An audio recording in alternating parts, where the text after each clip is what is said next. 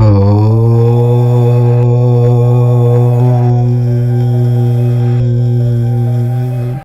మనం మిథున రాశి వారి గురించి తెలుసుకుందాం. మిథున రాశి వారికి త్వరలోనే జరిగేది ఇది. ఆమె మీ ఇంట్లోనే తిరుగుతుంది. ఆమె ఎవరు, ఎందుకు తిరుగుతుంది తెలిస్తే మీ కాళ్ళు చేతులు వణికిపోతాయి. ఈ వీడియోని ఒంటరిగా చూడండి. సాక్షాత్తు ఒక దైవశక్తి మీ ఇంట్లో ప్రవేశించబోతుంది. ఆ దైవశక్తి ఆల్రెడీ మీ మీద కరుణా కటాక్షం అనేది స్టార్ట్ చేసింది.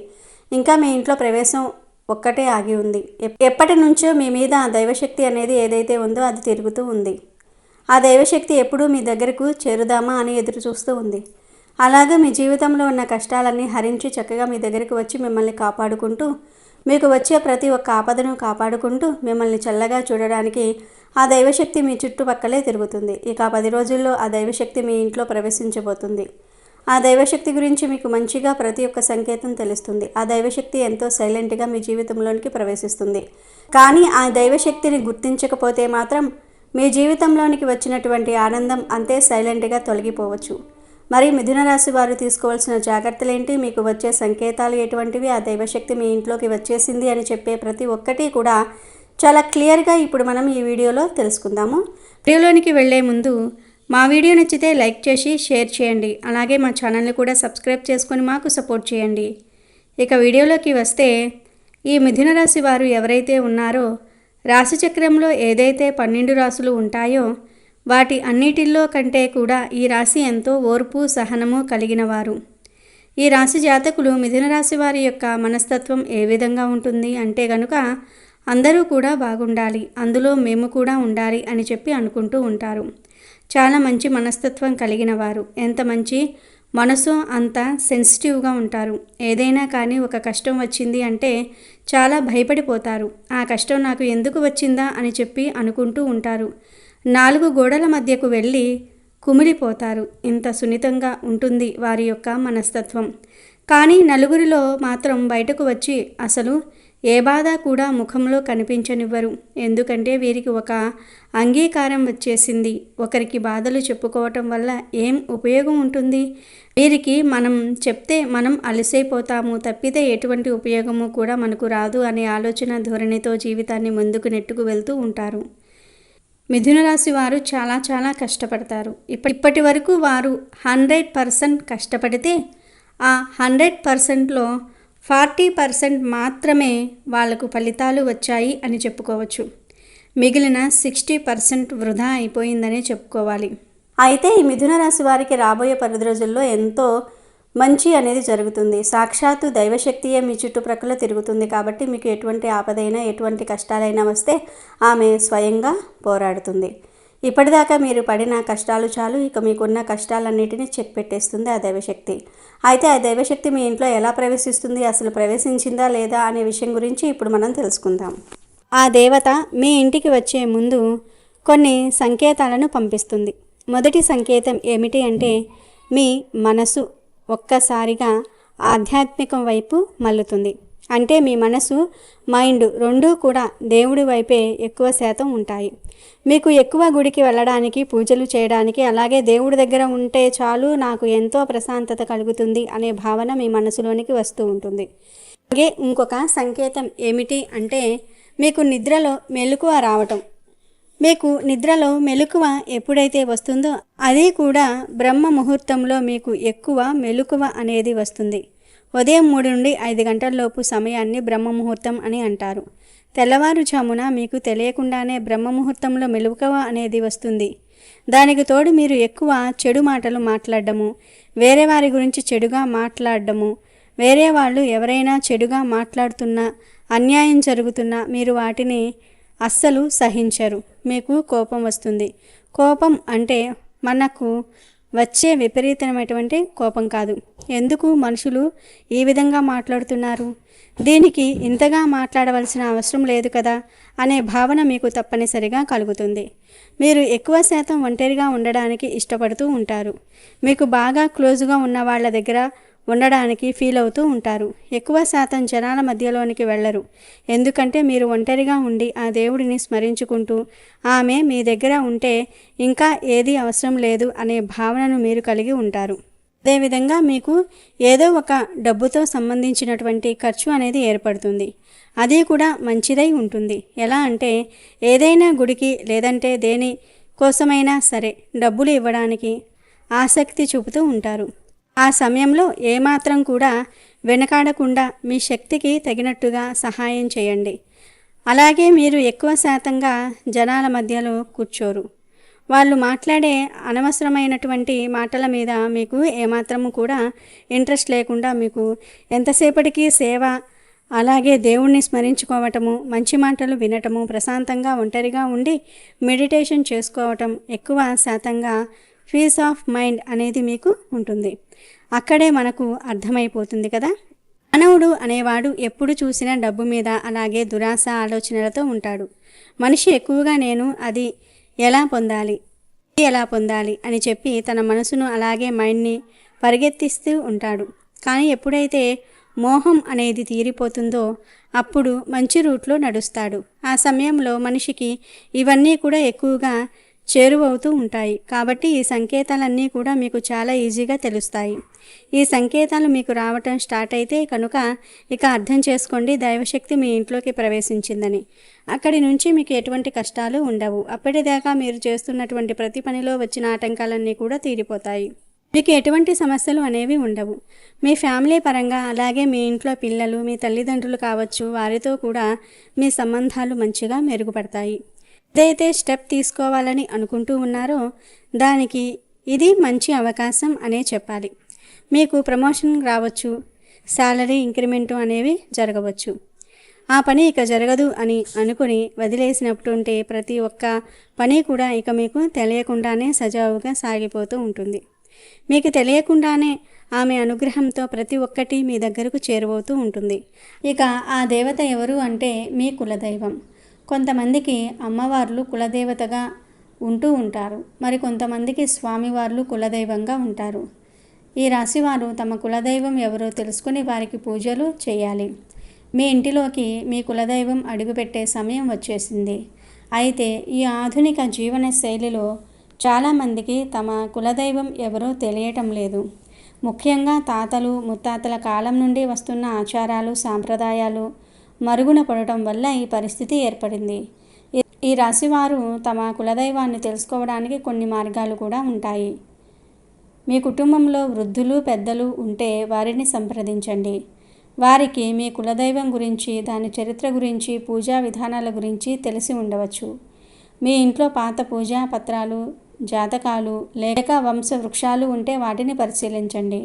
కొన్నిసార్లు వాటిల్లో కులదైవం పేరు లేదా పూజాస్థలం గురించిన సమాచారం ఉండవచ్చు. మీకు తెలిసిన ప్రముఖ దేవాలయాల అర్చకులను లేదా పురోహితులను ఈ రాశివారును సంప్రదించండి. వారు మీ గోత్రం ఆధారంగా మీ కులదైవం గురించి కొన్ని సూచనలు ఇవ్వగలరు. ఈ రాశివారు తమ కులదైవాన్ని గుర్తించిన తర్వాత క్రమం తప్పకుండా పూజించటం అత్యంత ముఖ్యం. కులదైవ పూజకు కొన్ని ప్రాథమిక నియమాలు మరియు పద్ధతులు ఉంటాయి. వీలైనంత వరకు ప్రతిరోజు లేదా వారానికి ఒక్కసారి కులదైవానికి దీపం వెలిగించి ధూపం వేసి నమస్కరించండి. ఇది మీ దైనందిన జీవితంలో సానుకూల శక్తిని నింపుతుంది. కులదైవానికి సంబంధించిన పండుగలు, జయంతి రోజులు లేదా పౌర్ణమి, అమావాస్య వంటి ప్రత్యేక రోజులలో తప్పనిసరిగా పూజలు చేయాలి. కులదైవానికి ఇష్టమైన నైవేద్యాలను సమర్పించటం మంచిది. ఇది వారి కటాక్షాన్ని పొందేందుకు సహాయపడుతుంది. పూజించే స్థలం, దైవం యొక్క చిత్రపటం లేదా విగ్రహం ఎల్లప్పుడూ శుభ్రంగా ఉండాలి. పూజించేటప్పుడు పూర్తి భక్తి శ్రద్ధలతో నిష్ఠతో ఉండాలి. కులదైవ ఆలయాన్ని సందర్శించటం. వీలైనప్పుడల్లా మీ కులదైవం వెలిసిన ఆలయాన్ని సందర్శించి అక్కడ పూజలు చేయండి. ఇది కుటుంబ సఖ్యతను పెంపొందిస్తుంది మరియు తలరాతల సాంప్రదాయాన్ని కొనసాగిస్తుంది. ఏదైనా ముఖ్యమైన పని ప్రారంభించే ముందు లేదా శుభకార్యాలు జరిపే ముందు కులదైవానికి సంకల్పం చెప్పుకోవటం శుభప్రదం. ఈ రాశివారు చేయకూడని తప్పులు. కులదైవం ఇంటిని వీడి వెళ్ళిపోకుండా ఉండాలంటే ఈ రాశివారు కొన్ని తప్పులు చేయకూడదు. ఈ తప్పులు కులదైవానికి అగౌరవం కలిగించి వారి ఆశీర్వాదాలను దూరం చేస్తాయని నమ్మకం. కులదైవం గురించి తెలియకపోయినా తెలిసినా పూజించకుండా ఉండటం అతిపెద్ద తప్పు. ఇది దైవశక్తిని దూరం చేస్తుంది. పూజించే స్థలం లేదా ఇంటి వాతావరణం అపరిశుభ్రంగా ఉండకూడదు. అపవిత్రమైన వస్తువులను వాడకూడదు. కులదైవం గురించి గౌరవంగా మాట్లాడడం లేదా ఇతరులను ఎగతాళి చేయకూడదు. పూజ చేసే రోజుల్లో లేదా పూజించే స్థలంలో మాంసాహారం తినటం లేదా మద్యం సేవించటం వంటివి చేయకూడదు. కొన్ని కుటుంబాల్లో కులదైవానికి సాత్విక నైవేద్యాలు మాత్రమే సమర్పిస్తారు. కులదైవం పట్ల నమ్మకం లేకుండా కేవలం ఆచారంగా పూజలు చేయటం వల్ల ఫలితం ఉండదు. పూర్తి నమ్మకంతో పూజించాలి. ఇంట్లో మోసం, అబద్ధాలు, అన్యాయం వంటివి చోటు చేసుకుంటే కులదైవం ఆ ఇంట్లో నివసించడానికి ఇష్టపడదని నమ్మకం. ఇంట్లో నిత్యం కలహాలు, గొడవలు ఉండటం వల్ల సానుకూల శక్తి తగ్గిపోయి కులదైవం ఆశీర్వాదాలు దూరమవుతాయి. శాంతి, ఐక్యత ముఖ్యం. దైవ కార్యాలు చేయకపోవటము, పేదలకు సహాయం చేయకపోవటం కూడా దైవానుగ్రహాన్ని దూరం చేస్తుంది. పూజలో అజాగ్రత్త, అశ్రద్ధ, నియమాలను పాటించకపోవటం వల్ల కూడా కులదైవం ఆగ్రహిస్తుందని నమ్ముతూ ఉంటారు. ఈ రాశివారు తమ కులదైవం తమ ఇంటిలో తిరుగుతుందని నమ్మాలి. ఈ నమ్మకాన్ని బలపరుచుకుంటూ తమ కులదైవాన్ని గుర్తించి నిత్యం భక్తి శ్రద్ధలతో పూజించాలి. ఇప్పుడు మనం చెప్పుకున్న ఈ తప్పులు చేయకుండా ఉండటం ద్వారా మీరు మీ కులదైవం ఆశీర్వాదాలను పొంది జీవితంలో సుఖంగా ఈ రాశివారు శ్రేయస్సు పొందగలరు. కులదైవం కేవలం ఒక దేవత కాదు, అది ఒక కుటుంబానికి ఆయుష్, అభివృద్ధి మరియు ఆధ్యాత్మిక బలాన్ని ప్రసాదించే శక్తి. కాబట్టి ఈ రాశివారు తమ కులదైవంతో అనుబంధాన్ని పెంపొందించుకోవటం ద్వారా వారి జీవితం మరింత సంతోషంగా మారుతుంది. అలాగే మీ కులదైవం పేరు కామెంట్ చేయండి. మిథున రాశి వారు జాగ్రత్త. ఆ ఇద్దరు వ్యక్తులు మీ ముందు చేతులు జోడించబోతూ ఉన్నారు, కానీ మీరు మాత్రం ఈ పని ఖచ్చితంగా చేయండి. ఆ ఇద్దరు వ్యక్తులు ఎవరు, ఏం చేయబోతూ ఉన్నారో ఈ వీడియోలో తెలుసుకుందాం. ఇప్పటిదాకా ఎవరైతే మిమ్మల్ని హేళన చేశారో, ఎవరైతే మీ పతనాన్ని కోరారో, ఎప్పుడు చూసినా మిమ్మల్ని ఇన్సల్ట్ చేశారో, ఇప్పుడు స్వయంగా వాళ్ళే వచ్చి మీ ముందు కూర్చొని చేతులను జోడిస్తారు. ఇక నుండి మీరు చెప్పినట్టే చేస్తాం అని చెప్తూ ఉంటారు. కానీ ఇక్కడే మీరు జాగ్రత్త పడాలి. ఆ ఇద్దరు మనుషుల నుంచి మీరు చాలా దూరంగా వెళ్ళాలి. అంటే వాళ్ళను మీ లైఫ్ నుంచి బయటపడేయాలి. మీ లైఫ్లోనికి వాళ్ళు వచ్చి ఎంత క్షమాపణ అడిగినా, ఎంత చేతులు జోడించినా మీ జీవితంలోనికి రానివ్వకూడదు. వాళ్ళకి ఎటువంటి హెల్ప్ అనేది చేయకూడదు. మీరు యాక్టివ్గా ఉండి మీ పనులను చకచకా చేసుకోవాలి. గ్రహాలు అనుకూలంగా ఉన్నాయి కదా, పనులు వాటంతటా అవే జరిగిపోతాయి అని మాత్రం ఎప్పుడూ అనుకోవద్దు. మనం ఏదైతే కష్టపడతామో దాన్ని చూసి గ్రహాలు కానీ దేవుడు కానీ ఫలితం మరింత అనుకూలంగా ఉండేలాగా మనకు చేస్తారు. కాబట్టి మీలో ఉన్న లేజినెస్ని విడిచిపెట్టి మీ పనులు మీరు చకచకా చేసుకుంటూ ఉంటే ప్రతి ఒక్కటి మీకు చాలా మంచి జరుగుతుంది. అలాగే ఎవరో ఇద్దరు వ్యక్తులు బాగా క్లోజ్గా ఉన్నా, మీ ఫ్రెండ్షిప్లో మీరు బాగా నమ్మిన వాళ్ళు ఇంతకు ముందే మీ లైఫ్లో ఉన్నారు, కానీ మీకు అవసరం వచ్చినప్పుడల్లా కూడా మిమ్మల్ని విడిచి వాళ్ళు వెళ్ళిపోతూ ఉన్నారు. గుర్తుపెట్టుకోండి. ఇటువంటి వాళ్ళు ఎవరున్నారో మీ లైఫ్లో గమనించుకోండి. ఈరోజు మళ్ళీ మీకు మంచిగా ఉందని చెప్పి తిరిగి వాళ్ళు మీ దగ్గరకు రాబోతూ ఉన్నారు. అయితే మీరు ఏమాత్రం కూడా వారిపై కరుణ అనేది చూపించవద్దు. ఇటువంటి పరిస్థితుల్లో మీరు వారిని మళ్ళీ చేరదీస్తారు అంటే మాత్రం మీ నాశనాన్ని మీరే కోరుకున్న వారవుతారు. ఎందుకంటే డబ్బు కోసం మనిషి దగ్గర ఉండటం, డబ్బు లేనప్పుడు వదిలి వెళ్ళిపోవటం, ఇటువంటి వాళ్ళు ఎప్పుడూ కూడా ప్రమాదకరమే. కాబట్టి మీరు ఈ విషయాన్ని గుర్తుపెట్టుకోండి.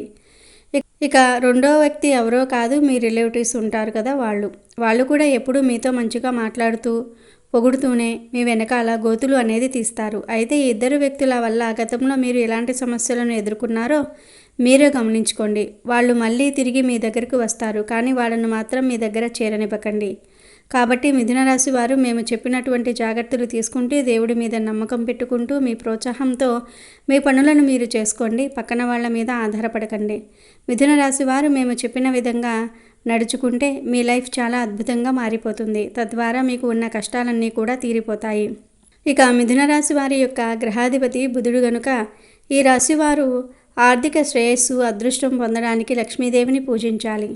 బుధ గురువారాల్లో నెయ్యి దీపం వెలిగించి శ్రీ అని జపిస్తూ విష్ణుమూర్తిని, లక్ష్మీదేవిని జపించండి. వీలైనప్పుడల్లా శనిదేవుణ్ణి ఆరాధించండి. వ్యాపారంలో విజయం కోసం వ్యాపార స్థలం యొక్క దక్షిణ దిశలో ఎరుపు రంగు జాడీని ఉంచండి. ఉద్యోగస్తులు పనులలో అనుకూలత కోసం ఒక పసుపు కొమ్మును పసుపు రంగు వస్త్రంలో చుట్టి ఆఫీస్ బ్యాగ్లో పెట్టుకోండి. అనుకూలమైన దాంపత్య జీవితం కొరకు మీ పడక గదిని ఎరుపు మరియు పసుపు రంగులతో అలంకరించండి. ఆటంకాలు తొలగిపోవాలంటే నిత్యం వినాయకుడిని పూజించండి.